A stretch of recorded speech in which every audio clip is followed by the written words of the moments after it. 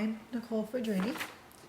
Here is my sheet with my name, today's date, and the topics being discussed today, as well as the back and the rest of the sheet. Today's topic is the integumentary system.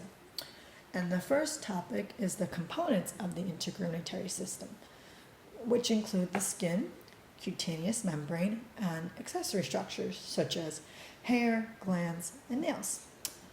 Very important functions of the skin and integumentary system are to protect the body from the environments around it, regulate body temperature through sweating and sweat glands, and synthesizing and storing lipids and vitamins for the body to function. A very well-known fact that I believe is known in general is the skin is the largest organ of the body. The second topic is a general description of the epidermis, dermis, and hypodermis, while also naming layers of the epidermis and dermis. So the first of the question is the epidermis, which consists of stratified squamous epithelium.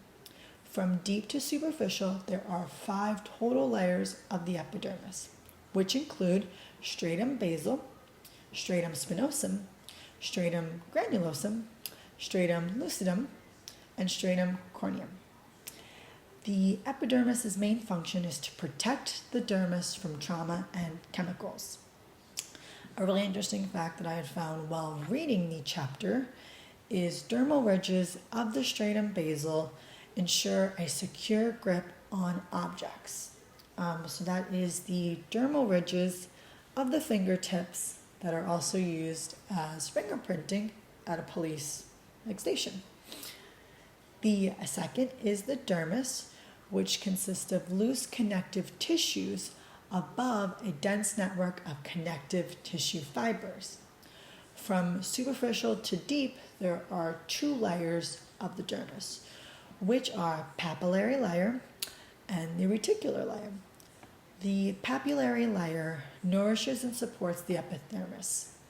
The reticular layer restricts spread of pathogens penetrating through the epidermis. Lastly is the hypodermis, the subcutaneous layer, composed of, as well as the dermis, loose connective tissue. The hypodermis is really important in stabilizing the positioning of the skin in relation to underlying tissues such as the skeletal muscles and allowing it to have independent movement.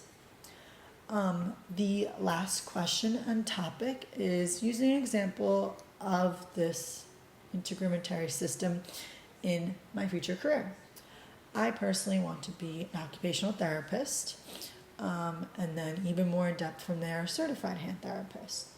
So even the first fact of the epidermis that I gave was the dermal ridges to secure a grip on an object.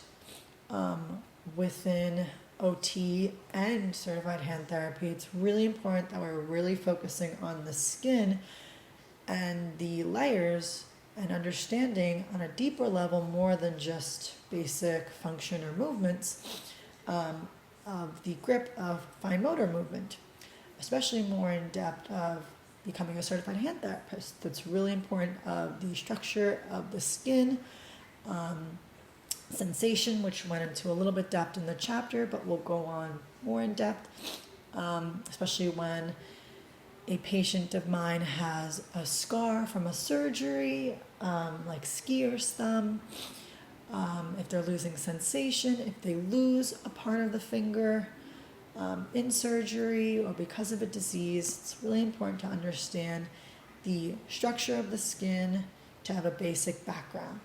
So it's very important, especially since I want to specifically go on to become a certified hand therapist. So that is my video presentation on the integumentary system. Thank you.